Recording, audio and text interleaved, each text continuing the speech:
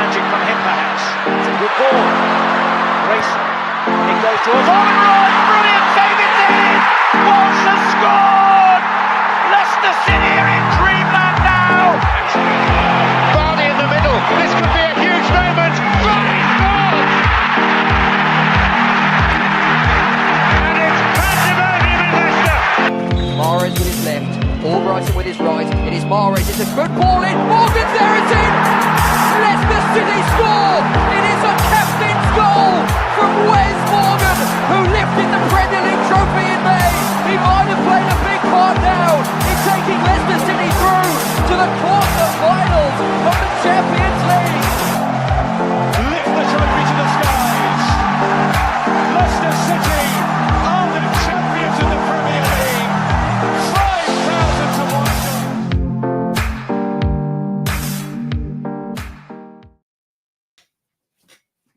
Good evening and welcome to Blue Tinted Glasses, and we are back with the analysis show. It's been a while since we did one of these.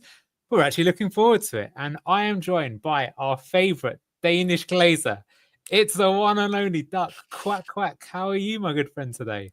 I'm excited, you know. I'm very excited to talk some football, analyze a new style of play that I did enjoy, not watching the game live, but on 1.5 speed later because it was my birthday and I did have guests over. I'm not gonna lie, I did put it on the TV while we were eating dinner, just like in the background, but it was obviously impossible to, you know, really watch the game, right? And the tactical intricacies. But I'm excited to dive deeper with you, Anil. I've missed being on here with you, and this time, you know, excited. Likewise. Actually, you found the pro tip there. Actually, when I do my analysis, I watch the games at normally either 2 or 2.5 speed. And that's how I sort of, you know, because that's a real art, right? If you can watch it at 2.5 speed, you can watch twice as much and you can go back on everything you need to do. So before we jump into it, let's just say good evening to everyone who's joining us. Good evening, Craig. Reese, the main man. Glad to have you in town.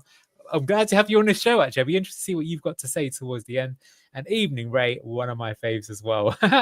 Interesting about Daka, he says not a fan. We're going to cover Daka a little bit in this show too. So let's get on with it and let's talk about Marty Ball. Got some analysis. It's an interesting game. We played two teams, still the beginning of pre-season. But for me, I actually thought this was a brilliant game because we learned a lot very quickly and I was quite impressed with what we saw. Now, just before we get on with it, I just wanted to ask for a small favor. One is obviously to like and subscribe to the channel if you haven't done that already, but most of you already have, so thank you. But we are going for the content awards, the football content awards, and you can vote for us on this link here. Not a very easy one to remember, but you can copy and paste the link. And we'd love it if you could help us out. We're trying to grow the channel. We want to get some awards. Look, we're going for our very own YouTube Player of the Season award, so do give it for that. And who knows, maybe Duck will get Bozo of the Season for all of the football channels and not just for Blue Tinted Glasses. If you could do that, that'd be much appreciated. But let's get on with it. And look, I'm going to put this out right away. But last time round, when we covered Marty Ball, I kind of explained what I thought was going to go on. And I'm going to be honest with you, there's going to be a lot of this, but replace Obama's face with mine. Because even if I do say so myself, a lot of the stuff that we said would happen, did happen, which is pretty good. So we'll go through that. But yeah, if I do start gloating a little bit, Duck as well, I apologize. But, you know, it was one of those like a proven right. But what we did say about Marty Cifuentes is this. He obviously was very much inspired by the Barcelona dream team of the 1990s. A team that won the league, La Liga 4 times in a row. They won the European Cup. They had players like Guardiola, Koeman, Michael Laudrup, who's actually a world-class Danish player, etc., playing in the team. And I said that we would see some of these principles carrying over to what he's trying to do with Leicester. And we did actually see that. And that's why I keep saying this. But guys, you should really be excited for this manager, in my opinion, because I think no matter what, you're going to see a very exciting lineup and style of play. And I think we already saw elements of that in this game, even though it was just a pre-season. And I agree with you here, Zola. A good game on Saturday. I very much agree. So if I had to describe Marty Ball, and we're going to show some example of this in a moment, but he compacts play down one side. He likes to attack as a unit. There's extensive rotations between the players. We're going to show that. There are lots of examples of that already, even though he's not been with the players very long. He overloads half spaces by committing extra men forwards. He's proactive and he really likes one-touch attacking football. And I think that's maybe something that we got a bit wrong in this game. It takes a bit of a while to get warmed up to that. And it's exciting to watch, but it carries risks. But hey, if you don't risk anything, you're not going to get any rewards. So very good to see that. So let's kind of get on with it and start right from the match. And I don't know about you, Duck, but something that I think we struggled with both Steve Cooper and Ruud van Nistelrooy was really understanding their style of play. We did see sort of some ideas, but I think it's fair to say there wasn't much of a clear identity at all. And I think some of us were quite worried last preseason under Steve Cooper, seeing all this great work from Enzo Maresca. But what I would say is I think within the first 90 seconds of seeing Marty Ball, I could already understand what he was trying to do, and I could see it working. So here's the first aspect that we can talk about, compacting play. So here you can see that pretty much the entire team is pushed up into the left-hand side of the pitch. You can also see, look, how many people we've got around the ball for a press, which we're going to cover in a moment. And this means that when you get on the ball, it also means that on the other side, you're going to have a lot of free space to operate in. So you look at that, 40 seconds into the Cifuentes era, and we're already seeing it. Good sign, in my opinion, because that's a sign of a top coach, is that, look, you have to get that style working with the players, but do the players even understand it? And look, to go for Darren Holmes here, Ruud van Nistelrooy and the style of play. I think there was one, but it didn't really have a clear identity. Whereas with Marty, you saw it right from the off. Here again with the compacting play, and you can sort of see the shape here. So you can see that now Hamza drops in here. He was starting as right back in the first team. Ricardo came on later. We've got a back three. And you can see that you've got Skip. Actually, he's moved back here to the base. He was rotating with Winks a lot. And you also see that Luke Thomas is pushed up quite high, which we're going to talk about both him and Hamza's role inside the pitch. So again, very early on, and you're seeing the sort of style of play that we're going to see all season long. Now, one thing that we said last week was this. Johan Cruyff, he liked to play either a 3-1-3-3, or he did sometimes, when he needed to be even more attacking, invert two players and have a kind of 2-3-2-3, if that makes sense. So we always talked about the 3-2-4-1 last season, where it's going to be the 2-3-4-1 this season. So more attacking, I would say. And that's kind of what it's going to look like. So you're going to see both the fullbacks pushing up to join one midfield regista, and these players will actually push up even further, which we'll see in a moment. So quite exciting, and it means that you've got many more people in the attacking spaces to make something happen. So here you can see the build-up shape, and you can see exactly what we're talking about. Here's your two centre-backs. You can see both the fullbacks are pushed up, and you've just got one person in the middle there. So in this case, it's actually Skip and Winks have rotated again, and Winks is pushing up. But for the most part, Winks was the one that dropped in. And that means that you can do a lot more diamonds. And diamonds is what this sort of Dutch stroke Barcelona of the old style wanted. It meant that whenever someone picks up the ball, there's two players to pass to at any one time. And here's a very early example of that in the game. So you can see here that you've got the centre back on that. Actually, this is Harry Winks has dropped back now. The two centre halves are split up. The two fullbacks have pushed on. And you've got some midfield diamond action going on there. So that's, again, going to be exciting. And that means that you can have this one-touch football and you can make it crisp. Now, I will say, for me, maybe the one disappointment of this game is I felt that our one-touch passing wasn't the greatest. But I think that is something that these players will be able to adapt to, and it will just need to get drilled. I think they need time, right? And it's the same. You got the same idea when we saw Enzo's first game in preseason as well. It was very much, you could see that there are things they want to do. They can't quite do them yet, but this is, a fraction of the final rendition. What really excites me about Marty as well is the fact that the teams he's had before, he had often had to compromise his ideas, right? And his philosophy. This is the first time he's at a club where he's realistically aiming to, finish top. Yes, in Aalborg and Hammarby, they were competing at the top end of the table, but they were not a top club. But going back to just the picture of guide here, one of the things I do really like is, it's about compromising the pitch, right? In a small area, but then for the rest of it, staying very wide. So you can play that a ball into space where your players can then have the creative freedom to, progress the ball. Just look at the attacking front, right? Very wide there, almost hugging the touchline, both Monga and Ngakia, who I assume is out of picture at this moment, right? Yes. So as soon as these one-touch balls turn around, Bilal Kanous, Harry Winks, long ball in to one of the wingers, and like Fatawu, Mavadidi, Monga, these guys will then have space to act and beat their man and take on the ball and progress it, and that just excites me so much. Well, it's funny because Duck hasn't actually seen this presentation, but you could tell that the blue tinted glasses hive mind is in full operation because we're literally going to cover that next. So exactly, he's also about having these sort of wide triangles, allowing you for these rotations. And we saw this very early on. So the person you just mentioned was Casey McAteer, and he's here in a number 35. But here you can see that with Bilal Bilal's actually rotated out to the wing, and now Ngakia is kind of moving in almost to be in the half space as the 8, so they're swapping over positions. But what you can also see is because we're trying to compress the game down one side, as you see on the other side, you've got Jeremy Wonga, and this is actually Luke Thomas. So this is the talk about the fullbacks joining the attacks and making an additional player and giving you additional options. And so what happens in this particular attacking move is that Bilal, because he's a clever player, he realizes that with all these players here, he can take them all out of the game and play the ball over here to Luke Thomas. And that's what he does. And you see when Luke Thomas picks up the ball here, you can see that he's standing next to Jeremy Wonga. And, well, if you were Luke Thomas here, what is the ball you would play here? You play it out to Jeremy Wonga. Let him do his magic, right? You absolutely would. Now, unfortunately, he didn't manage to get that move off. But let's see what. Let's have a look at this. The good thing about this, it being pre-season, you can see these moves in real time. So you can see that's Cody. That was Cody out to Bilal. You see Ngakitia's made the run, and that makes a dummy run in for Luke Thomas.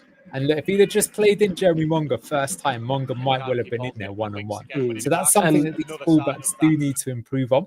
But you can see the idea. And look, I do think that in pre-season, although, you obviously want to see it more refined, this is the first time that these guys have ever played with, this system, and needs to get used to it. And man, a lot of people are putting R.I.P. Ozzy, as Ozzy Osbourne passed away. That's sad if that's the case. He was a legend.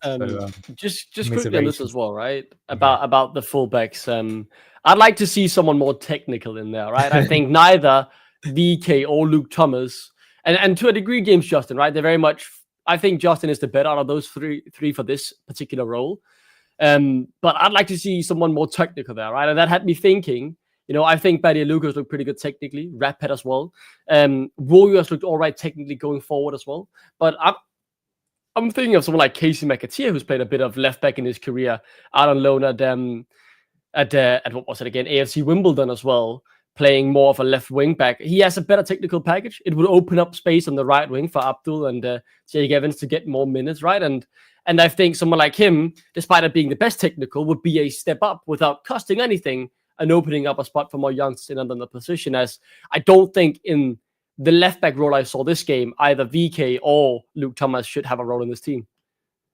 Well, that's interesting. I mean, I think you could well be right, but it's something that we should let the players have a few chances before we make up our minds. Because as you can see in here, this picture, so we're talking about Casey Ngakia, and he's actually further behind both Hamza and Luke Thomas, who have pushed up. And this is quite reminiscent of Ange Postecoglou at Spurs. So he would push up like Pedro Porro or Destiny, I forget what his surname is, the midfielder that they've got. And they would actually push into these number 8 positions. So sometimes, as you say, you don't necessarily need someone who's a right back. You actually need someone who's good as an attacking midfielder in those fullback roles, because their real position they're going to be playing is so much higher up the pitch. So yeah, you can just see how many extra men forward you've got and how many more triangles there are and where you can put the passes. And it really gives the opposition something very difficult to think about in terms of what you're going to do. So what that means is in terms of finding a free man is it gives you a lot more chances. And we did mention last week how that free man is actually going to be surprisingly found in the attacking areas to either score or get an assist. So here we can see the role reversal. This time Jeremy Wonga's picked up the ball and Luke Thomas, to give him credit, is making the correct run. So he's going to make that run into the half space there. Now that's something that under Maresca you'd see Kin and Dewsbury Hall make.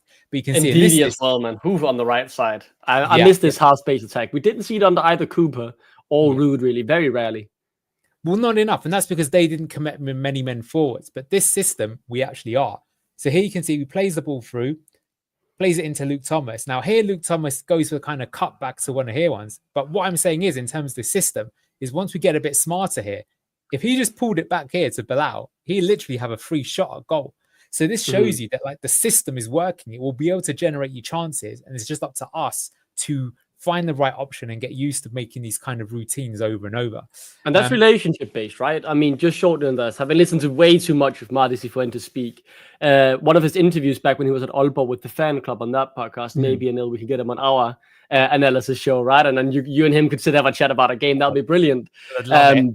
But that was the fact that he thinks relations is an undervalued part of football, right? It's about knowing the players. He was very fascinated about basketball with these 5 guys who, often became bigger than the sum of their parts because they knew where each other would be. They knew they would hit the shot. And imagine, if, let's just say Bilal and Thomas had 50 games together here in the Marty system, he will blindly know due to their relation on the ball, that Bilal will be running in that space and Luke Thomas can blindly, without even looking or scanning, play that pass behind because he has that experience and relation with Bilal, right? So they could combine and it would be a bigger chance. So that's, a thing that I think we'll see more as the squad progresses and works together in this new system, of course. Absolutely. Well, Chris just put here, I got cooked on X as saying Justin would be better to get into those positions rather than Thomas. Crazy. No, Krishna, you are correct. I'm going to show you a little bit later. But in my opinion, I think James Justin clearly wanted to be a left back, but I think a left back in this system is actually even better because you can cut in on your right foot a bit more often. So I think that that's quite an exciting opportunity for him. I've got a little special section on that bit later. Chiro here says it's also the first game of Marty, really liking how the chances are already showing this early in his reign. That's exactly what I think. And yeah, 1-0, we should have got more than that in my opinion. But like I say, the chance creation, a lot of time, it was just the final ball. And once they get a bit more used to the system, you're going to see that final ball find its target and it's going to be effective. So I just wanted to have a quick talk about Jeremy Monga because I could have done like an entire 5 minutes highlight reel on this just one game alone. All I'm just going to say is it is absolutely absurd that a 16-year-old can be this good, in my opinion. He was absolutely cooking the ZTE right back, and then the midfielder in front of him was also getting cooked, and they were both trying to double team on him, and they still weren't able to stop him. And it was quite honestly in a bit. You're seeing someone special when there's a team of experienced pros there, international players, and he was the best man on the pitch in that first half. No question, no doubt about it. So very, very exciting. I think the one thing that is interesting, though, is that all throughout pre-season, he's been used as a left winger. So who's going to play on the left wing? Is it going to be Steffi Mavadidi or Jeremy Monga? I mean, look, either's a good option, but could you get them both into the same team? We will talk about that in a second. But I just want to say and play this little move. So here's Casey McAteer. Comes back to him.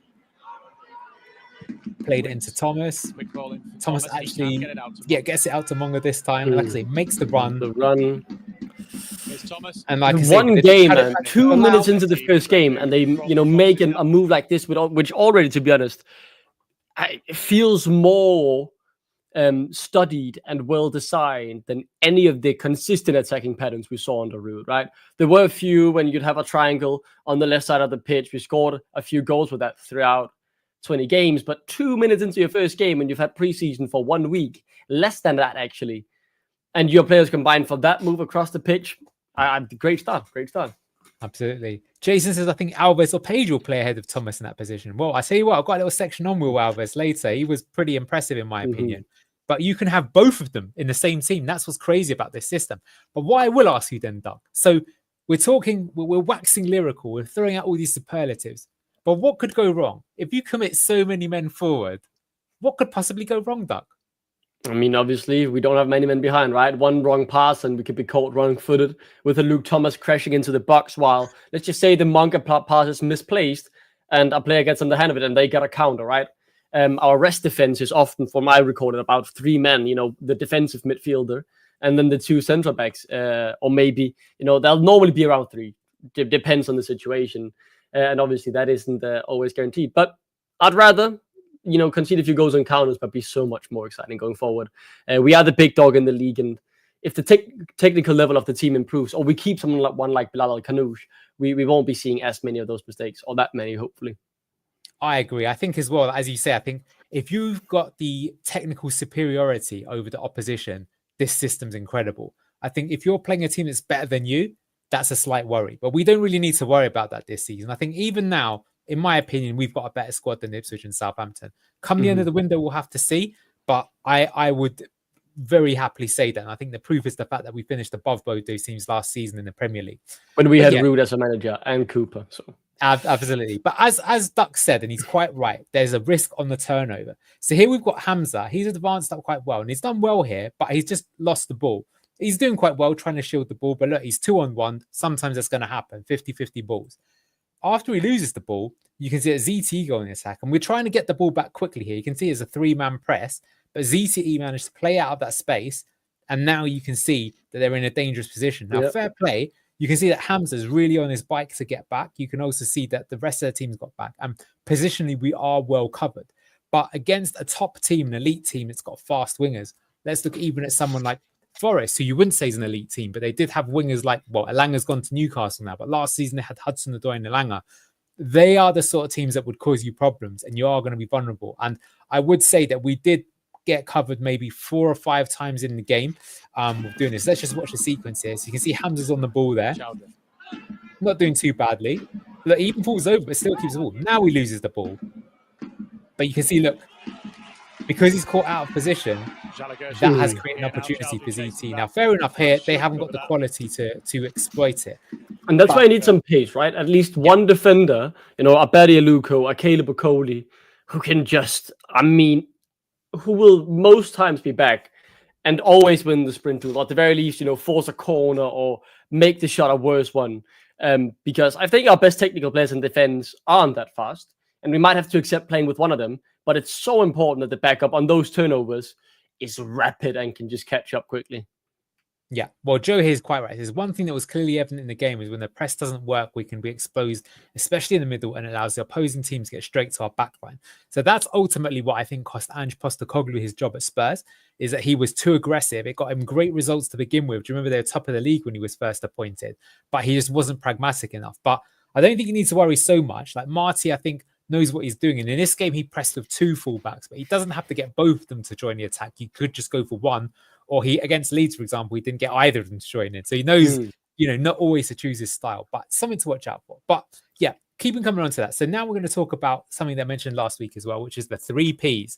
So Pep does this, but of course, Johan Cruyff, but also Rinus Michels, who is, of course, the godfather of total football. So that's possession, positioning, and pressing. And we've already seen some of this stuff already in the analysis, but you really saw this clear identity throughout the game. So one of the ways we try and win the ball back, and you saw that even in that Hamza clip, is the positioning of the players. So one of the reasons why we try and compact play down one side of the pitch is it means if you do lose the ball, you've got a number of players that are close by to try and win that ball back quickly. So the idea is if you do lose it, you try and get the ball back within 7 seconds. You might have heard of this 7-second rule. And sometimes you'll even see that you might start an attack even though you lost the ball, as crazy as that sounds. Now, as Joe mentioned there, the problem is if the team then gets past that initial 7 seconds, you can be in trouble. But you still saw this very clear idea. So here's the QPR, but now we're going to show this with Leicester, and you can see exactly the same thing. So this actually can be used both offensively and defensively. So here we're going to talk about the offensive side. Here we can see ZTE on the ball, and you can see that we've got a kind of high press running back. And you can see that we're trying to block off many of their passing lanes. We're trying to sort of force them to make a dangerous ball.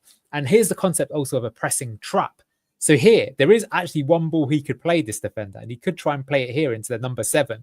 But you can probably see what would happen if he tried to play the ball into the number. He is very aware of that, right? And he will obviously trigger on that. If that pass comes through, it's unlikely it meets his man before Charlotte Harris at the very least there to duel for the ball and have a 50-50, right? So, yeah, I mean, I like the system. It will happen inevitably that we get caught out on the high press. Teams are capable of playing through it. That will undoubtedly happen. But I think an important thing to remember, if we're playing against Man City, we might not be pressing as ludicrously, right? Think back to the game we lost at home to QPR 2-1. I mean, that wasn't the most front-footed QPR you've ever seen. And I think that's one of the things that eases my pain, because I know we'll be seeing good football this season. Let's say the miracle happens and we go back up, or you know, we go back up and we play against these big teams. We won't be as aggressive, we won't be as fun to watch, but I know the manager we've got has the experience to, you know, accept that and say, okay, this is how we'll change it, and this is how we'll get points on the board. Yeah, really agree with you. So it's funny though that you mentioned it against the hive mind. So Andreas says you do not want to play this pass, because if you play this pass, because there's a trap here, he's going to lose the ball. He's going to get compressed on by 5 players. So you're right that the defender does know that. So in this case, he decides to try and play it backwards. But playing backwards is also a bad idea. Daka has managed to block the passing lane and pressures quite well here. And essentially, they managed to move forward on him. Daka, give him credit, he presses the goalkeeper, and in the end, he forces a mistake. So and now I'm going to show you like the sort of full movie. So he's got to that sequence. The goalkeeper's got away with it, but the goalkeeper, again, show you the high pressing. They're going to try and play out again, maybe foolishly. Look at the way they were pressing. And that's the trick again. You can see Chad Harry covering it, and we win it back. Really good from Jeremy. That's Monga. I saw that as it's blocked by Bilal, I think, right? Well, it's unlucky, but again, you just saw that we generated an opportunity of nothing but pressing. So that shows you the effectiveness of a high press, and I think it was encouraging to see that the team has already understanding it and able to employ it. And I guess that's because a lot of that is sort of coming from the Enzo side of learning things. Now, that's on the offensive phase, but what about the defensive phase? So as I mentioned before, this is literally from a coaching manual, but when you lose the ball, the idea is to put the pressure on quickly. So try and recover the ball as fast as possible, because it actually means that you'll be able to turn defense into attack quickly, and the other team won't have time to get back into either their offensive or defensive shape. We've got an example of that here as well. So let's just watch this little sequence too. So you can see that we're on the attack. Not the best pass, to put it kindly. But look at this. Look at Hamza go. What a fighter. That's El Kanous as well. Summer skip. Leicester really trying to win the ball back. McAteer. Good work from the 3 players there. McAteer. Cody. So that was good to see again. Let me just play that again, because I really like it. I mean, sometimes this sort of stuff isn't sort of highly enough, but this just shows you that, you know, you make a mistake, mistakes are going to happen, as you say that. But look at the reaction from the team. McAteer, friendly, he came up all the way from the wing to get involved. Preseason friendly, and he has to beat 5 men, because every single time they get through, they instantly get back ready to press again. Like, that's the fight we needed last season. Yes. Whenever one of our players lost the ball, right? Because this is so, even if they still get through that, it's inspiring to see a team so united on the idea of we've got to defend, even if you're the right winger or you're playing for Leicester in the championship, or if you're playing a preseason friendly in Hungary against a team you've never heard of, you're still running those extra yards to put in the press and make sure you don't concede the chance. Yeah, I was very encouraged by that, because like I said, I think sometimes with a coach, it's actually the off the ball work where you really see who the good coaches are. And the fact that that team was playing like that already, as you say here, Chiro, showing fight in pre-season. And it's very important. Like when you're doing these rondos in training, you need to win the ball back quite aggressively. If you don't go into it, you're not going to win it back. Now, that said, there were occasional Bozo moments in the game, of course. And who was the Bozo in this case? Well, it actually wasn't Wout Faes, but it was his partner in crime this time around. It was Luke Thomas. So Thomas has got the ball here. I've highlighted it. Yes, of course, I had to bring this up for Duck. Absolutely loving it right now. He just goes for a simple back pass, but he doesn't put enough weight on it, and it goes through to ZTE, and really they should score here for 1-0. Now, what I'll say is this was their best attacking moment in the whole game, the opposition, and it was a self-inflicted mistake. What I think I'm going to say then is that, a bit like we did under Enzo, occasionally we are going to have goals where you just think, what the F were we doing? Yep. Those moments are going to be inevitable, right? I mean, It will happen every now and then. It's a new season. I thought Luke Thomas outside of this was all right. Obviously, as you said earlier, they do need time, and I think every player I'm willing to give the chance to adapt. But just from an outlook, I think we have many better options in the left back to fulfill the role from the skill set that I know the players have, and that's including both Bare Luko, Wuyi Koulibaly, I think McAteer as well, and then I'm going to be honest, James Justin would do better than the Dane and the Englishman we so often discuss when I'm on shows, right? Because I don't think off the outset, any of them, offset rather, I think is the word, any of them have the quality required, because they are your traditional fullback who'll stay wide, put in the cross. They're not the ones who have been told to attack the half space or have had the experience playing winger, right, in their youth academy days. So, yeah, we'll see, though, and a Bozo moment happens. It's pre-season. I'm not going to sit here and give him shit for it. Yeah. Isn't it funny, though, how, with Enzo, they were asked to play as a left centre-back, then under Ruud more as a left-back, and now they're being asked to play more as a kind of attacking number 8. So it really shows you how... Inverted wing-back football manager would call it, right? Yeah. But just onto Jason here, you're totally right. I've been saying this the whole time, that that's the danger of trying to play Vestergaard, is that if you have a player like this, if you're playing such a high line and you're committing so many men forwards, having someone that slow is going to be a bit of a problem. I actually think Faes in the Championship, you're being a bit unkind. I think he was pretty dominant last time around. I think he will be sold. Cody, kind of okay, but I agree with you. Nelson, Okoli, or Aluko, I think would be the ones, Richard will come on to that. He says, okay, I've only just joined, but does Marty's tactics require game intelligence, and players like Thomas will always struggle? I think that is what Duck is alluding to, and I would agree. I think another player, I'm just going to be totally honest with you, is Patson Daka. We're going to come to that in a moment as well, where I think, yes, this sort of style, this kind of like Spanish Dutch, you do have to be intelligent, and I think you need to have good first touch as well. We'll come to that. Yeah, the technical package needs to be there. Obviously, there will be certain routines, you could say, that could be learned just through sheer, when we have the ball on the right side, I'm told to go here to be an option. If I get the ball, I know I'll have my left winger, Morgan Mavadidi there. pass to him, and look to run into the half space. Like, those simple things can be learned by anyone, but they're also difficult things to do quickly, right? I mean, if you're getting a ball from across the field, you have to take that down within 1-2 touches, instantly pass it, and begin a run, and then execute from that. And it requires a good technical package. And that's just not what two of our traditional left backs have, right? Luke Thomas and Victor Christiansen, because they are not that type of left back. And yeah, I'll give them the chance. If Marty believes that one of them can learn it, I'll be open-minded for it. But I think we have better options, and we could start from a higher foundation with a lot of other players. Absolutely. Scum Army asks, who will be the standout player this season? Who gets the goals? We will cover that a bit later, but it's a good question to ask, I think. So yeah, we're going to now move on to rotations. And I think this is a new feature of our play that, compared to the last 3 or 4 managers we had, they didn't use rotations nearly as much as what Marty Ball is going to have. And you're going to see this a lot. And this is exciting. I think it's really easy on the eye. It's quite exciting and it gets you hype. So the idea is you have these wide triangles, but these players are going to rotate and swap positions.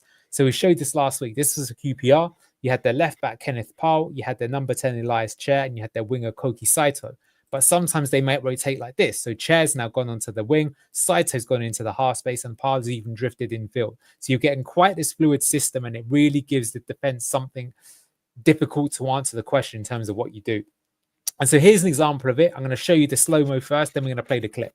So here we can see Hamza on the ball, and he's going to play a nice ball in the inside here. The easier ball would be to play it on the outside, but he's going to go for this breaking the lines. That's another sort of style of pass you're going to see under Marty.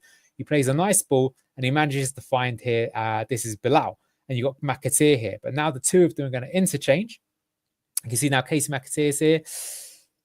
And he knows immediately after playing this ball in to Bilal, who's made the run out there, to make the move onto this side. And he's then again receive the ball. And you can just see here how many men were committed forward. Now here, Casey McAteer went for the cross and it was cut out by the defender. But I think a bit better delivery there, and we probably should have scored. So let's see that move again now as in video, just so you can see what I'm talking about. So there's Hamza. Nice ball breaking the lines out there. Stays down. McAteer. Look at that. Oh, Bilal, man. Lovely. Oh. He might still get there on the second attempt. Great clearance, by the way, from the defender. That's light tech. This for me, like I say, this got me off my seat a little bit, because if you're seeing that again, 16 minutes into pre-season, you can see these well-worked routines, understanding and combination of players. Like, this is so hard to defend against, because I'm going to come back here. You see this player here who's with McAteer. He doesn't really know what to do. Does he come with him? Does he stick to his zonal position? It makes you question yourself in half a second. And at half a second, you're going to see it again. That's all you need at the top level. Half a second is like, you know, a year in terms of, like, you know, what it feels like on the pitch. Just show it one more time. Great feed by Bilal with his weaker foot. And like I said, if he put a curved pass in there, that would have been a tap in there for Daka. So really nice move there. And you're going to see a lot of that all season long. So guys, I'm so excited, right? It's giving me a bit of the vibes. Obviously, completely different level of opponent and a different result. But to that Liverpool game, where I think was the first time we had a section under Enzo in pre-season, we might have lost the game 4-0, but for the first 20 minutes, you could just see the ideas, right? And you've, in this first 30 minutes we've been live, I've seen more ideas that have been pulled up after 5 days of training than I saw throughout the whole season under Ruud and Cooper. Like it is night and day. And man, if we keep Bilal in the championship, dude, those defenders, they're gonna get not gonna happen, my friend. Not gonna happen. But let a man dream. Let a man dream. Yeah, you can let a man dream. A lot of talking about Jordan Ayew, and I will try and convince you by the end of this show that we should be calling him Lord Jordan Ayew, but we'll talk about that a little bit later. So next concept we want to talk about, we've already seen it, but it's this idea of the free man. So as we say, in Marty Ball, quite often, it's not necessarily the wingers or the strikers, but it's going to be either these wide attacking midfielders or even the fullbacks. You can see here, one of these players actually started off as a fullback who's then joined the attack and they're completely free. And so these two players are going to be the ones that more times than not aren't going to have a marker on them. And they're going to be ones that find the space and cause chaos as a result of that. And yeah, you can see in this particular example, there was this wide man here. He was Eusebio when he played for that Barcelona dream team. He'd quite often start here as a fullback or CDM, push all the way through, and he'd either score or assist. He got really good numbers. And here I'm going to show you some examples of this. So look at this. You got Daka up front, and the second furthest man forward is Hamza. Hamza started as a right back, but look how far up the pitch he is here. Oh, Ricardo on that, man. Woo.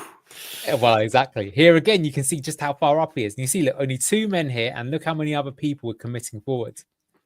And this particular move was offside, but this made me laugh because Hamza is even further forward than Patson Daka here. And they were trying to put him through over the top. So exactly that run that I showed you, Eusebio making that run to be the man going through, we're trying it already. So Richard says here, 100% better than last season. Eye test tells you this. And it is weak opposition, but you're already seeing these tactics and these ideas in game 1 in 22 minutes. Exciting stuff, in my opinion, to see. So just going to show you this. Dude, this show feels good. I'm so happy, man. So many weeks of analyzing the same draws, right? And wow, I the ideas, man. I love it. I love it. And it's fluid football, right? Because we've just talked about the left back, and we saw Thomas earlier make that run in the half space. And where under Enzo, it was very rigid, and I did like that. I like the meticulous approach of we are going to learn this to the best of the ability we can. And when they pressed and we played through it, it looked beautiful. I loved it. But the fact here that one attack, you can have our right back, Ricardo, further forward than our striker. 5 minutes later, it's Woyu Koulibaly, James Justin, Balaluka on the left, making the run in the half space. It's so hard for them to defend against because it adapts based on the situation. It is not a set approach why it will always be the left side defender who has to deal with the right back. It won't always be that. Sometimes it'll be the other defender, right? And the change in approach there from adapting to the situation makes it much harder to defend against because you can't just instruct the same action every time, right?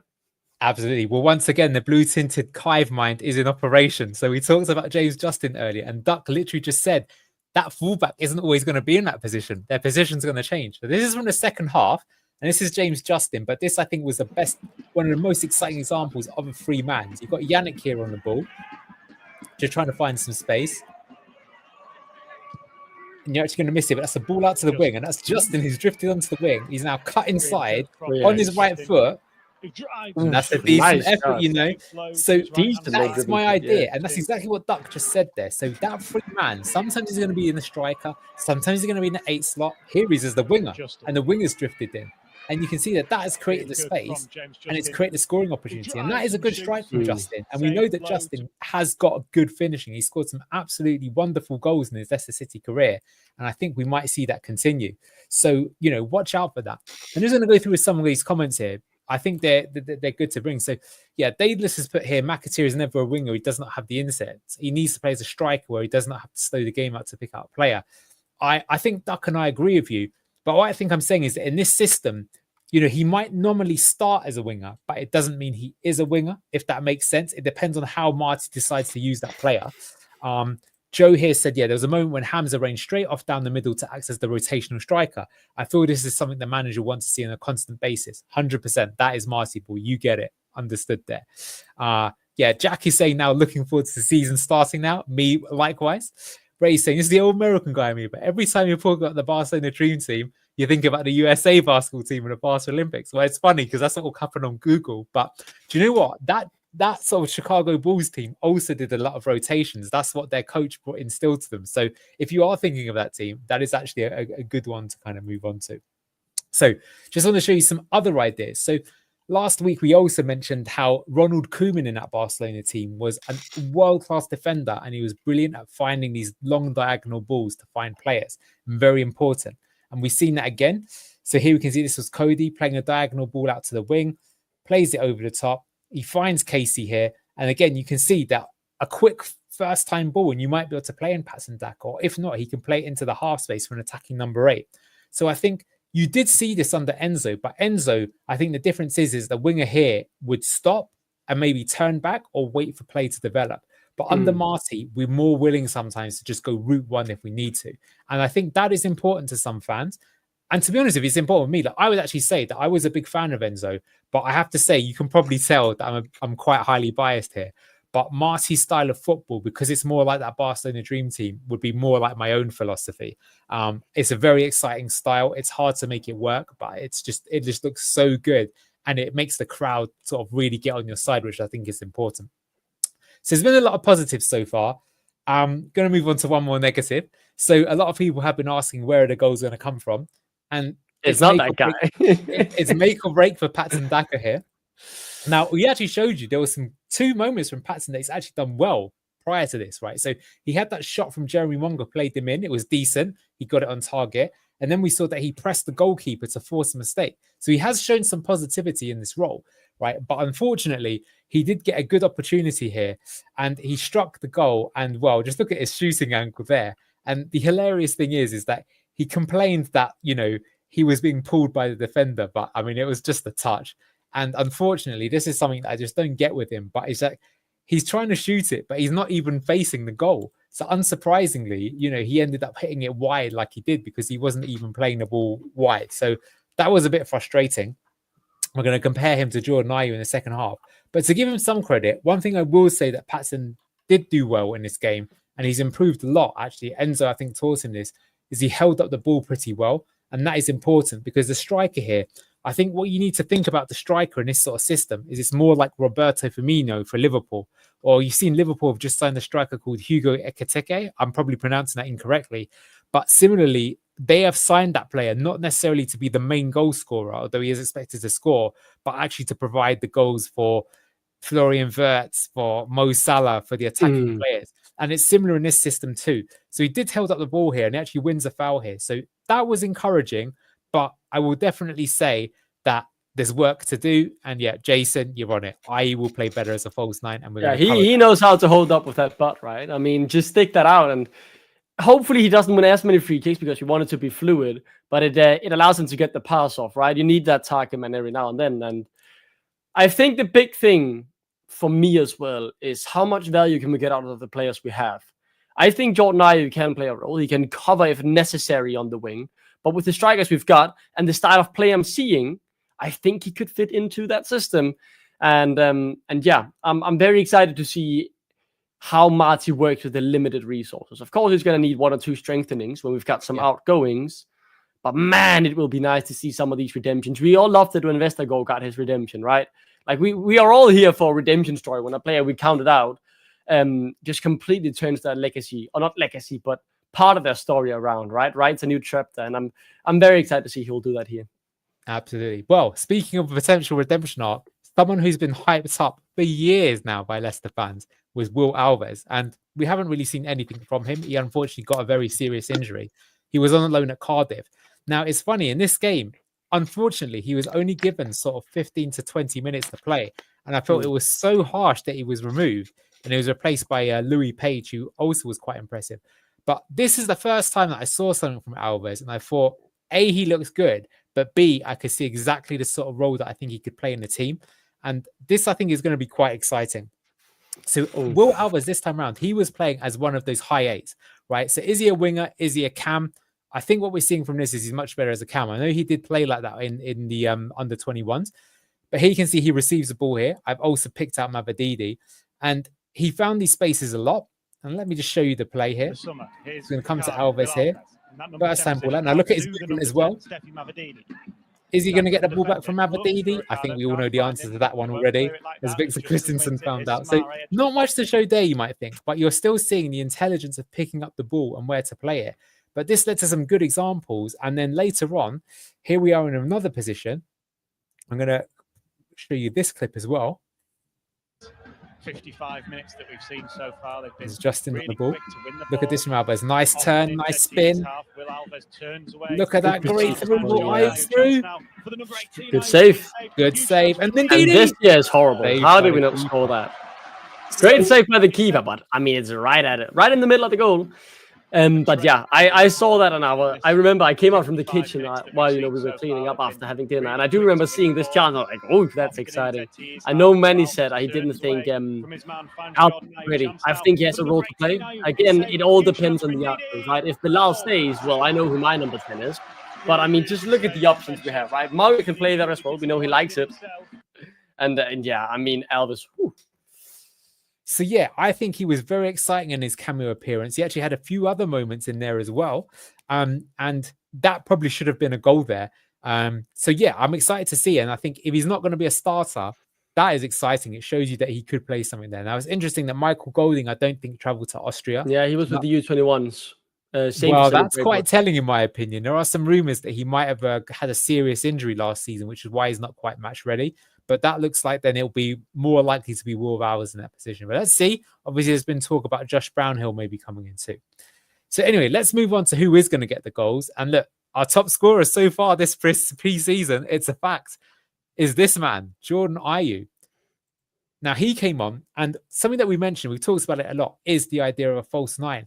But he can see that the 9 isn't always just going to be the furthest man up top. It's actually in this system.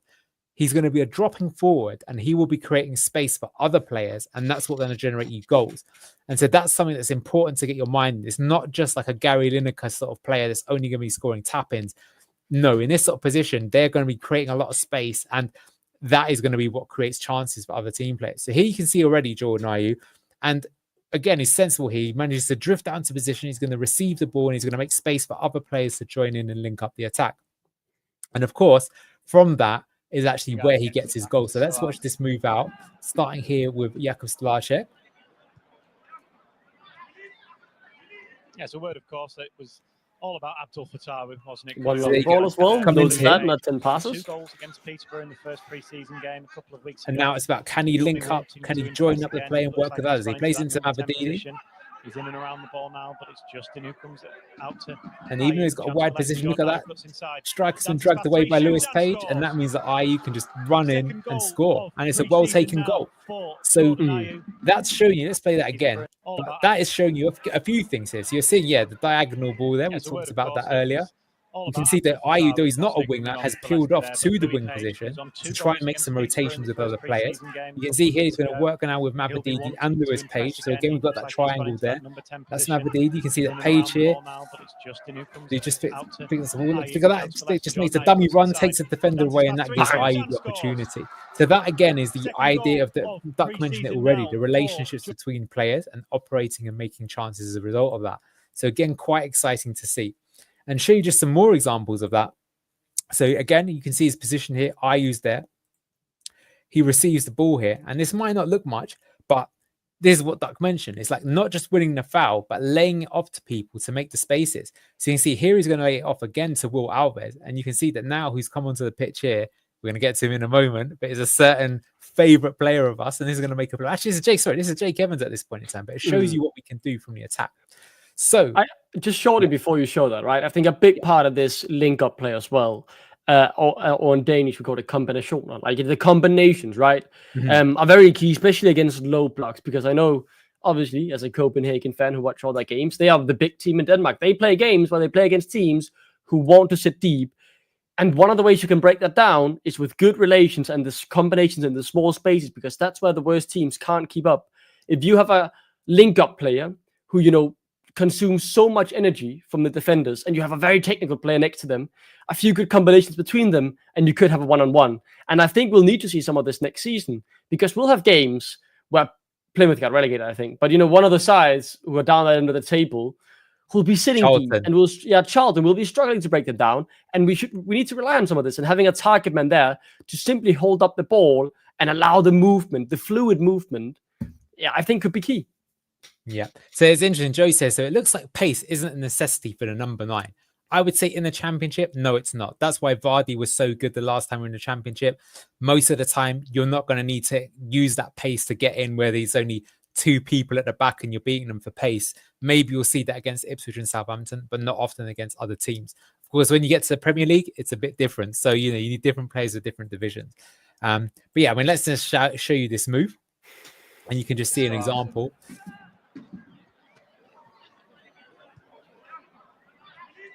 Or have I just shown the goal again? We'll find out in a second. So sorry, that's the goal again. That's the goal again. That was good to see, David. Okay, so this is what I actually want to show. Then we want to talk about Abdul.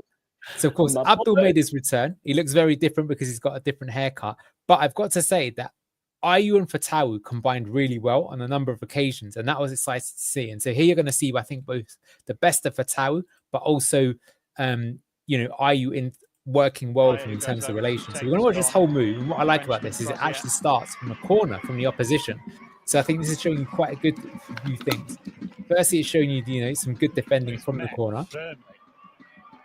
You can see the way that the team gets out and they try and get out mostly together. That's actually Mavadidi who's furthest forward there in terms of pressing off the ball. There's Crozier in now into midfield.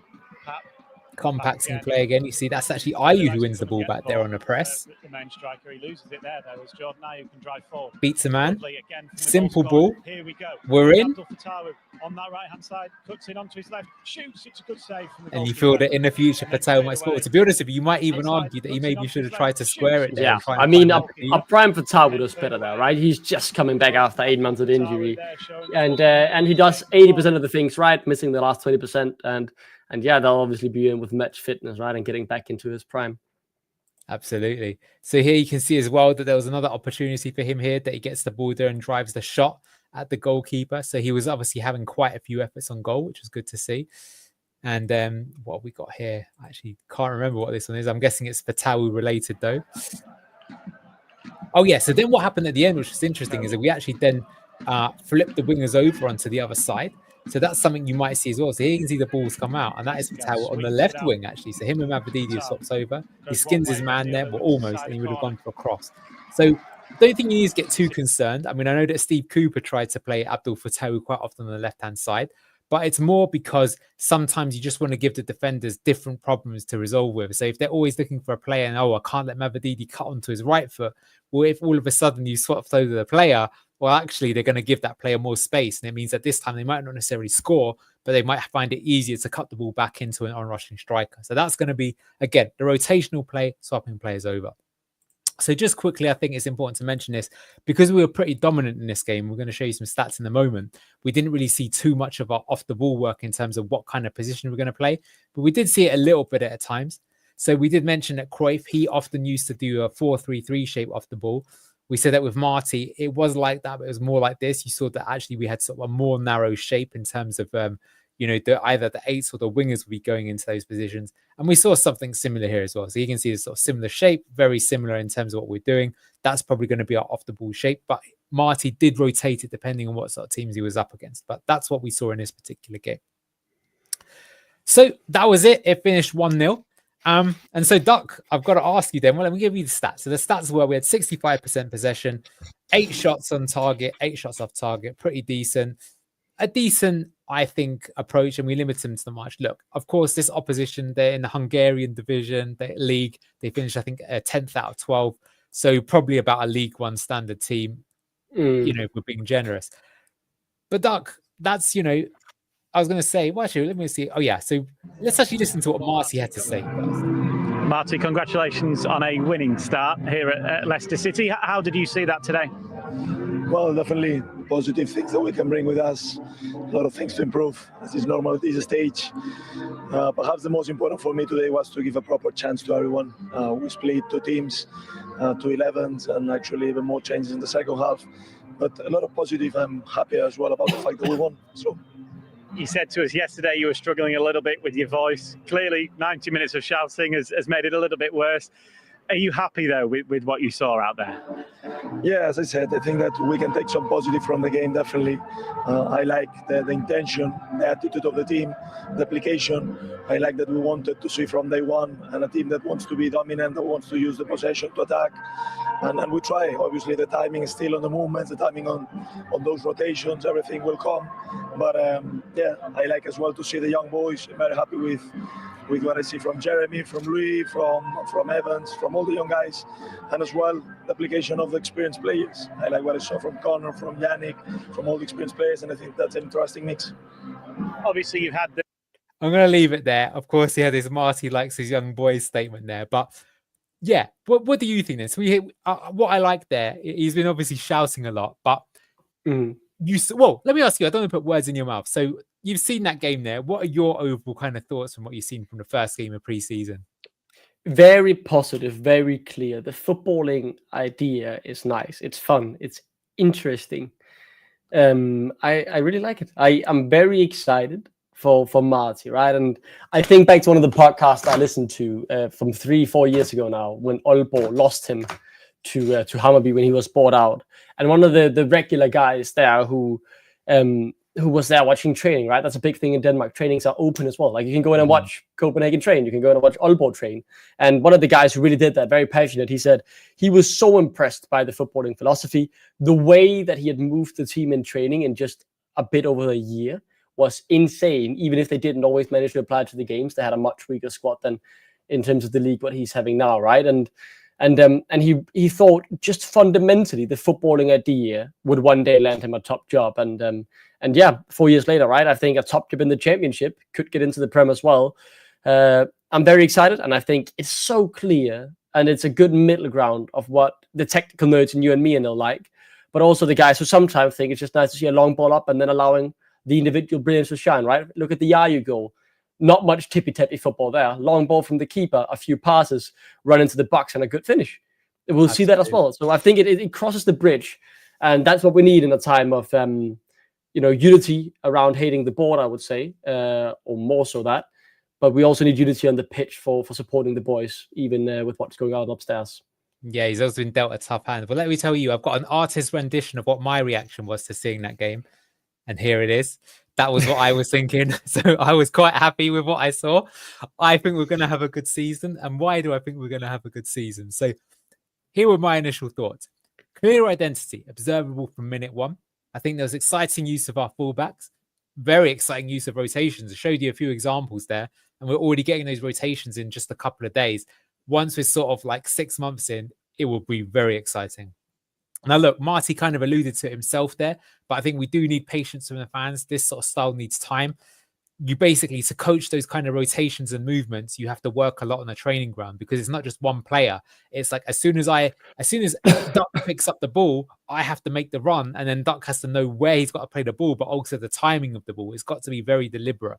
And because it's not as kind of rigid and structured as Enzo, it's a little bit more freeform. There is that element of it going wrong, but there's also that element of it being something you haven't seen before. So it's exciting stuff to see. So it does need a lot of work on the training ground. And the onus will be on the attacking midfielders and fullbacks. So it's interesting. Joe came up with this question. If you had to pick one player who's going to be absolutely pivotal in this system, who would it be? Now, that's actually quite a hard question to answer. I'll ask Duck for his opinion in a second. But I would say that I think in this system, you will see those attacking midfielders and fullbacks, they need to really up their numbers. Because I think in our team, I think our wingers are great, right? Fatawu, Mavadidi, Monga, even if it's Casey McAteer, even if we say he's not the best winger in the Premier League, in the Championship, we know that he can score. So that's Jake Evans, even he was playing on the wing. I don't think we need to worry about those positions. But this season, we don't have a Keane and Dewsbury Hall. We're imagining that Ndidi and Bilal El Khanous are going to leave. So Skip has only got 4 goal contributions his whole career. Lewis Page is unproven. Will Alves, it's time for a breakout season. So well, as I'm saying, I think Ricardo and Justin would be my picks for if there was a fantasy league for the Championship. Players I might invest in, put it that way. But I think players like Skip, Alves, Page, Bilal if he stays, because he didn't even have that many goals last season either. Thomas, Hamza, whoever's playing in those positions, that's what they're going to need to learn. They're going to have to unlock their attacking potential in the team. And I think one thing that I wanted to show, I showed it last week as well, is this is what Marty did when he was at QPR. So Jimmy Dunn was a centre-back. He moved Jimmy Dunn from centre-back to be one of the 3 men. He was one of the full-backs that it's inverting in. And his stats were absolutely ludicrous for someone in that position. You can see that his stats look more like he's some sort of attacking midfielder stroke winger, because that's basically what he was doing, as we saw here. You saw he scored 5 goals from full-backs, which was just about his XG. But you can also see the rest of in terms of what he was doing. So that's what we should be seeing. And I think with Leicester, with the type of players that we've got, it shouldn't just be one player, it should be 2. So I think between Ricardo, Justin, if it's Thomas, if it's Hamza, if it's Saluko, if it's someone else, between those players, I think they've got to be getting somewhere between 10 and 12 goals between them this season, maybe even more for a team that's really pushing on. So that's what I wanted to sort of say there. And in terms of vulnerabilities, so okay, like I say, we've been waxing lyrical, but I think we have to, say, okay, that's what's gone right, but where are we likely to be a little bit caught out? So we know we're going to be vulnerable on transition. I've mentioned that kind of Spurs under Ange quite a few times. I think if it was sort of like you were seeing it every week, I think Marty would change it up. I don't think we will see it every week, but it is just something to realize. I think my early prediction is I think we'll score more goals than we scored under Enzo, but we will concede a lot more as well. We actually, I think, had the best defense when we went up under Enzo. Not entirely sure that'll be the case. It could still be, by the way, because it is possible that you just win every game 4-0. But I think there might be a little bit more imbalance there. I've also mentioned the style requires technical players that excel at one-touch passing. And what happens if you have an off day? So I don't know about you, Duck, but when Yuri Tillemans was playing for Leicester, some games I could tell we were going to lose the game after 5 minutes. And the reason why is because Yuri Tillemans would probably misplace 3 5-yard passes. He just had games like that. Those in the relegation season, I remember those games. Well, not even just that. It was something that's plagued him throughout his career. So and at the same time, if in that first 5 minutes Yuri Tillemans put one of those sliding 40-yard passes on the ground to someone, I knew we were going to win because I knew he was going to have a good day. But my point is that imagine that, but ramp it up 3 or 4 times more, because if you're going to have a whole team of players, some days, or what if you're playing? There's often this, this cliched saying in English football: can you do it in a cold, rainy night away at Stoke? Well, we're playing Stoke this season. We might well play them on a cold, rainy night. And if the pitch is bubbling all over the place, that fast technical style might not work. So that's something we have to think about. I think we've got a plan B and C if needed, but it's just something we need to mention could happen. And the other thing I want to say, so I'll pass it to you 1 second. Sorry to dominate all. Last bit is this. The style also means it requires excellent pressing. We mentioned those 3 Ps, right? Possession, we know we can do that. Positioning, I think was really good. We saw already, but pressing. And the thing about pressing is pressing does tire you out. And the thing is that when you hit Christmas and you're going to be having 3 games a week, you're going to get tired, no matter if you're good. So that means we need a deep squad. It means you're going to get injuries.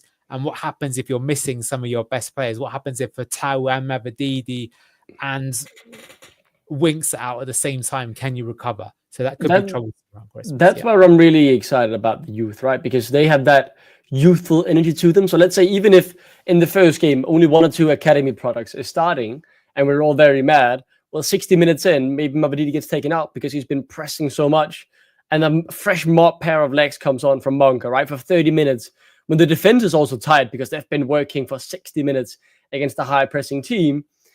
All of a sudden, the game can change, right? I think we have the potential to have big game changers on our bench, either by starting youth and keeping the big players till later on, or the opposite way around. So I think the way Marty uses substitutions will be crucial to dealing, especially with the last issue, right? Because it will be tough when we have to play this intense style of football. But I think we have the squad to do it. I think we have the players. I think we have the depth currently. We have so many players in our squad. It's just about if they can step up to the plate, and we need the youth to do that this season.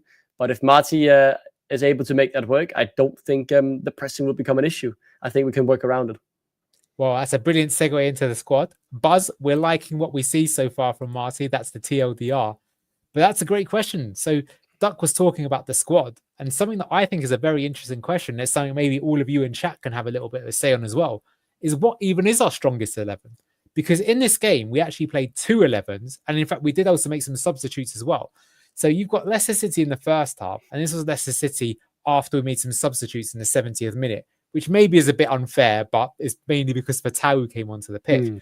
But my point is that if you look at these 2 teams, which of these 2 teams is better, Doc? And it's very hard to say. But you can combine that into a super team. That's what I'll say. For the championship, the best. You combine the 2 here. Ho, ho, ho. But what team out of those is better, right? Because you might say one is the other, but if you look at this first team, it has got Jeremy Monga, it's got Bilal El Khanous, it's got Harry Winks, it's got Stolarczyk in both.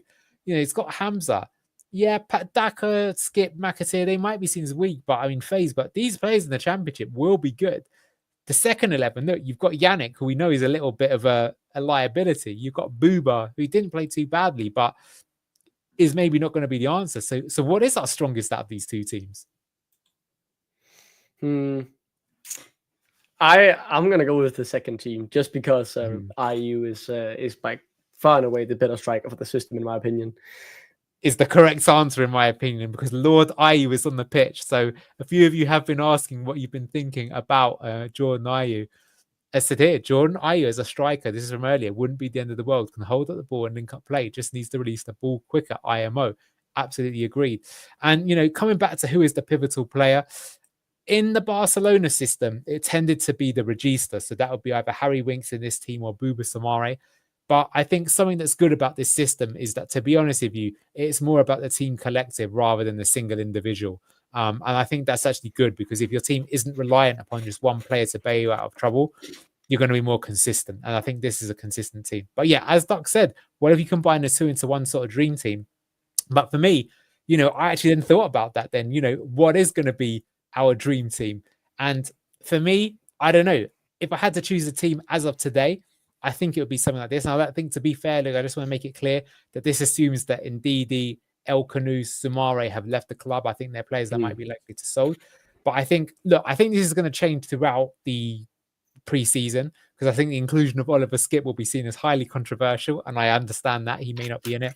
But I think something like at the back, Jakub Stolarczyk, Okoli and Ben Nelson next to one another, Justin and Ricardo inverting in. I think Justin is going to be really good in his position. I think he wants to play left back. He's probably told Marty that already. I think his goal threat, it wouldn't surprise me if he scores more goals than Ricardo actually this season. Although I think Ricardo will be better at just linking up play and being creative because he's good in that way. I've gone for Monga over Mavididi. So that, I think, is the big call that I've gone for here, is not starting Mavididi. Although I wouldn't mind it if Mavididi does start. I think Monga, you've got to play him. He's exceptional. I've put Alves in the team. That is based off one game. I think Lewis Page is someone I want to see more of. It could be, if Bilal was playing, he'd probably play there. Skipp, very controversial, but I think if we spend that amount of money, we've got to get him into the team somehow. He has to work, right? Yeah. Well, I don't know. I mean, to be honest with you, I think at the end of the day, you play the best players that are in your team. And if that's someone else, it's someone else, I mean, Hamza played quite well in this game, I've got to say. He would be unfortunate not to get into the team. Ndidi was a bit quiet. Bilal a bit quiet. They still look kind of good. I think you can tell they got their mind elsewhere. But I mean, what about you, Dak? What do you think our likely first 11 is going to be? Likely, or what I want. I think there's a big difference in that, right? Either. I think for what I want, I think we're both along the same wavelength. I'd be open to see someone else in left back than James Justin. I think he could do the job. I think for left back, I'm open to an open trial, really, right? Like give Wuyu a game, give Badia Luko a game, give James Justin a game. You can argue that both Vicky and Thomas deserve a game too then, but give Ngakia there a game as well, and then figure out the best option. I think it's the same for that cam position, right? Because that opens up some space as well. Monga, if he could play that number 10 as well. If you really want to get Mavididi into the squad. So yeah, I mean, with this though, I very much agree. I want something along the lines of this. There's not many places I'd put my finger down and say, no, I for sure want someone different. So yeah, I think in every position, there are only a few that I say, I want to see this player, but like, I would not be mad to see this starting the first game of this season. I'd be very happy, actually. Yeah, absolutely. I've got to say, I think my early prediction, I might regret this, but I've got a feeling Jordan Ayew is going to be a pretty important player for us this season, and he could be pretty good. Bobby Reid will be an interesting one. Bobby Reid was used to playing those rotations under Marco Silva, so he could come in there maybe for Skipp or someone like that. That's someone to keep an eye out as well. I mean, these players are proven very much over the championship. So even though we don't like them, it could be like Yannick, where they have a good season for us this season, and then we replace them a little bit later on. So yeah, I think just before we move on, let's get anything else from chat. So good thing here. Yeah, look, I don't know if you've seen this. There's speculation that we're going to sign either Asmir Begovic or Ilan Millier. It's going to be Begovic. We're not going to pay for Millier as a backup keeper. And I think Begovic is a good signing for the situation we're in, right? That's what we all want. We want a backup keeper. I think it was at Lux on Twitter saying, I want that to be someone young then who can play in the future. Well, we've got Steve Bozo from the academy, who they believe a lot in. So that would be 2 out of 3 of our keepers. Our starting one as well, being from our academy. Then you've got the backup in case of injury, 38 years old, who could add the experience and help someone like Bozo and Stolarczyk even further. And then, yeah, 5 years in the future, Steve Bozo should be ready to take over. So sounds good for me. Yeah, he could be a player coach if we brought in Begovic, which is why I think we should do it. Here's a funny one. Is Ayew for 7 million turning out to be a bargain, Lamau? I wouldn't say that, but I would say this, which is that's what I keep seeing all the speculation online, which is understandable. It's like striker. When are we going to get a striker? And maybe we will get one, but I don't know. I think it's an interesting thing. I'll be honest with you. In my opinion, I don't think we actually need a striker. I think if we sign a striker, we should be signing a striker who's like raw and could be good in the future. Or if not, we get someone on loan. But I'll be honest with you, I think that like with the 2 that we've got, we will score plenty of goals, I think, in the system. Even Daka, yes, we know he's got clown shoes, etc. But with the pressing, he will probably still result in us scoring a lot of goals. So I think we are going to get one that's decent. But I mean, look, when you see like this, Dominic Calvert-Lewin, I mean, that's just not the sort of signing. If that's Luka Jovic, I mean, that's a different story. But I think for my personal opinion, I think we should wait until we get to the Premier League, because I think you're better off trying to get a striker of like 30 or 40 million that you know you're going to need, rather than getting someone who might be good in this division, but is a bit unproven in the league above. Just my opinion. And who knows, what if, I don't know, Jake Evans gets played as the false nine and he turns out to be absolutely ridiculous. Not sure we'll see it, but it is possible. What other positions do you think we need to strengthen right now? That's given that we've just shown that the sort outside of a striker, and with Yeah. my thought today of moving Casey to the left back position for what we want to do in the system, I don't think we need to strengthen anywhere else, to be honest. Then it's only about filling in the holes of what we sell, right? If we sell, let's just say, both Cody and Coley, because they've both been linked away, I think we need another centre back there to provide additional cover. But it would simply be those purchases, right? You could argue for a left back, but Petty Lucas looked good so far in pre-season. James Justin can definitely do a job there. So, I mean, there is no other position where I feel like we are forced to buy anything. And even with striker, I say I want one, but that's because I really want Daka sold, because he's not adding nowhere near enough value for the amount of money he's on, right? So I'd rather have a backup to Jordan Ayew for, half the wages, or if not even less than half. So yeah, I think it's just a striker position, and then plug any holes you might create by selling out the deadwood. Yeah, this one's fair. If Booben and Didi leave, you probably need to get then we could get another DM, right? And then we could look at that. I agree with that. And yeah, SSV here has put Monga number 10, Mavadida on left, and leave Skip out. That's what I wanted to see, but I think it's very telling that because Monga has been playing on the wing both last season and this season, and he's young, I've got a feeling that they won't put him in that position just yet. I think it'll be Alves. Doesn't mean I agree with it. I would be willing to try Monga as a false nine even. That was my thing that I came up with last week. But he is a young kid, and I just think the way that he just can beat his man for a joke is very, very powerful, especially in the Championship. So we'll give you rotation options. But look, that is pretty much it then. Just before we end, like I say, guys, if you don't mind, we'd love it if you could vote for us to the Football Content Awards. Here's the link. Don't know how long it'll take. Hopefully not long, but we'd appreciate that. We're trying to grow the channel and get us some recognition. But other than that, there we go. That's Marty. I don't know if he's excited or nervous there. It looks like a bit like me when I need to get the toilet rather quickly, but I'm all for it. And yeah, final thoughts, Doc. Are you looking forward to the Marty party? I'm very excited, especially considering how late he came into the preseason. With time, this will be even better. It was a start that reminded me of the Enzo start to his era, in terms of, we're not quite there yet with doing nowhere near anything we want to do, but the clear identity is so refreshing after a long season of dross. Yeah, absolutely agreed. Well, look, there's actually 2 matches on Friday between 2 separate teams. Now, because it's during work hours, we're not going to be able to do a watch along, even we might be slyly watching it in the background. But I think if Andreas is available, we'll try and do something like this next week. It might be a bit more of a mini analysis. Are you not available? I should be available Friday too, but I'm on vacation, but we'll see. No worries. Well, we will try and do that. But yeah, look, that's what I say. I actually can't wait for this season, just because I think it will be exciting. And, sometimes you see clubs when they're going through a little bit, they actually somehow it rallies them together with siege mentality. And that's what we could hope for. I'm very excited. And I think the fact that Marty's already lost his voice is actually a good thing. It means he's passionate and he's trying to get those instructions across. So let's enjoy the Marty party. Thank you so much, everyone, for watching Blue Tinted Glasses. If you haven't already, do like the stream. Leave us some comments below with what your starting 11 would be. And we'll see you next time on BTG. Bye-bye. Massive thank you to today's sponsor, Match Bingo. Over 200 grand has been paid out to players so far by taking sports betting, football and bingo and combining them into one amazing app. Make sure to get your bingo card for any Leicester City game in the upcoming season. Click that link in the description or via the QR code on screen. Cheers.